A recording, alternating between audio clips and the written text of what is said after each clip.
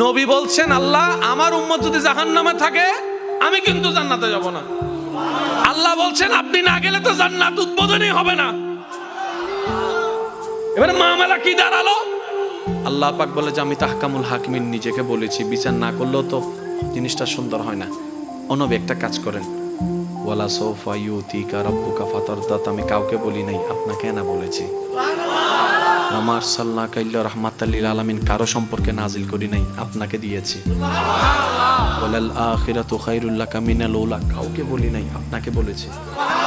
আর আমি আল্লাহ ভালো করে জানি আপনি হচ্ছেন উম্মতের দরদি নবী। আপনি নিজের জন্য কাঁদেন নাই, সন্তানের জন্য কাঁদেন নাই, পরিবারের জন্য কাঁদেন নাই, নাতির জন্য কাঁদেন নাই, যত কেঁদেছেন জীবনে সবকিছু উম্মতের জন্য। এমনকি হাসরের ময়দানে যখন সর্বপ্রথম আমাদের নবীকে আল্লাহর হুকুমে তোলা হবে, আমাদের নবী উঠেই জিব্রাইল আলাইহিস সালামকে প্রথম প্রশ্ন করবে, ও আমার ভাই জিব্রাইল, আমার উম্মতগুলা কোথায়?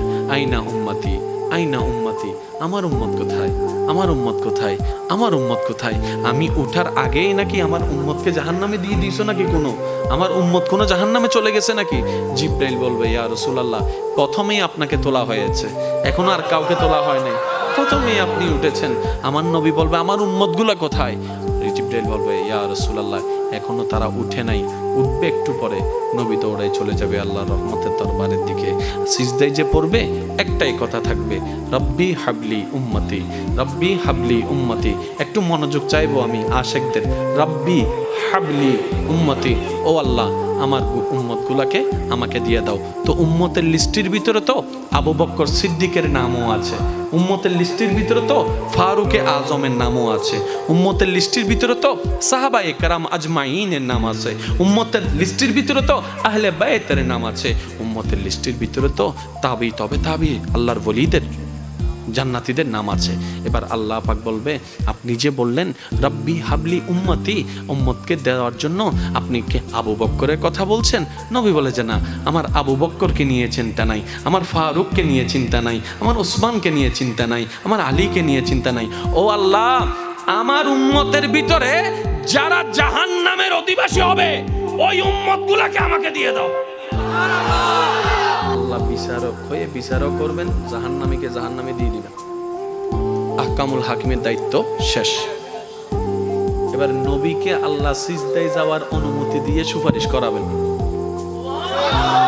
নবীর সুপারিশ কবুল করতে করতে নবীর উম্মতকে, আল্লাহর বান্দাদেরকে জাহান্নামী থেকে জান্নাতি করে দিবেন। জগৎ জিজ্ঞেস করবে, মওলা জাহান্নামী আবার জান্নাতি হয় কেমনে? ফেল কখনো পাস হয় না, পাস কখনো ফেল হয় না, কথা বলেন না। দিন কখনো রাত হয় না, রাত কখনো দিন হয় না, জাহান্নামী কখনো জান্নাতি হয় না। আল্লাহ তুমি যে জাহান্নামে দিলা এটা সঠিক, আহকামুল হাকিমিন বিচারক হয়ে দিছিল। আল্লাহ জান্নাত পাইলো কেমনে?